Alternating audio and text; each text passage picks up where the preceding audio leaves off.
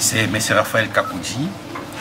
Je suis le spécialiste en planification, suivi et évaluation à l'UCP PADMPM, basé à Kinshasa.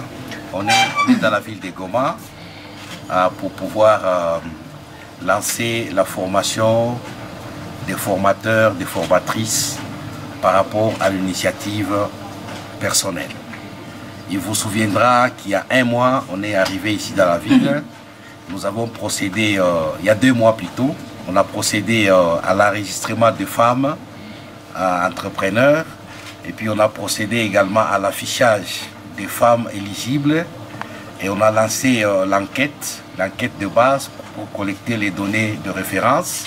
Et maintenant là, c'est l'étape de la formation des formateurs et formatrices qui vont devoir poursuivre la formation au profit des femmes entrepreneurs qui évoluent ici dans la ville de Goma.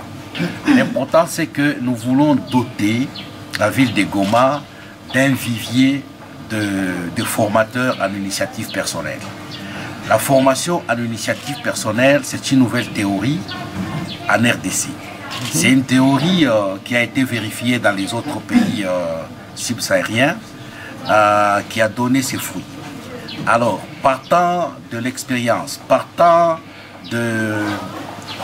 des acquis de ces projets, de cette formation réalisée dans d'autres pays, on a décidé aussi, la Banque mondiale et nous avons décidé d'amener cette formation ici à Goma et à Lubumbashi pour permettre à ce que les femmes entrepreneurs puissent avoir des prérequis, puissent avoir des compétences afin de pouvoir bien mener leurs activités professionnelles.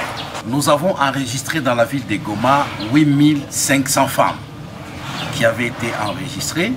De ces 8000, il y a 1950 qui ont répondu aux critères. Les 1950 qui sont maintenant des bénéficiaires directs parce qu'elles sont éligibles au projet. Donc nous allons former sur les 1950, nous allons former 1200 femmes qui vont recevoir cette formation.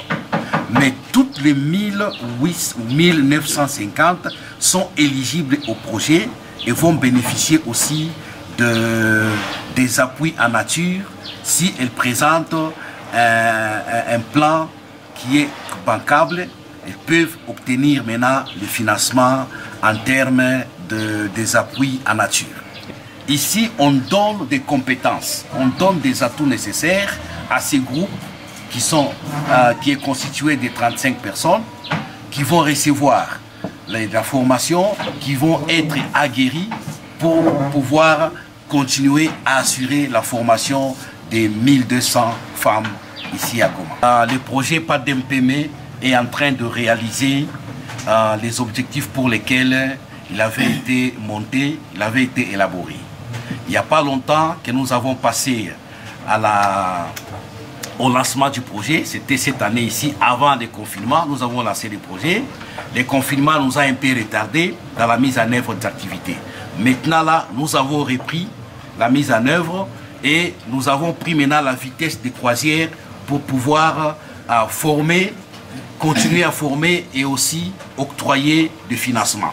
Et comme vous le savez, il y a aussi la compétition de plan d'affaires, les COPA, qui est en train de se poursuivre, où on demande les entrepreneurs de venir soumissionner pour pouvoir compétir à ces guichets-là. Donc les projets, nous demandons seulement aux fils de Goma, aux entrepreneurs, femmes, hommes, de pouvoir suivre ce que le PADMPM est en train de faire et être à la page, mais aussi de postuler.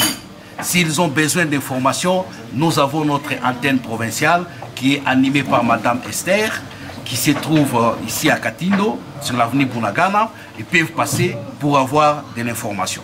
Voilà. Merci. Merci.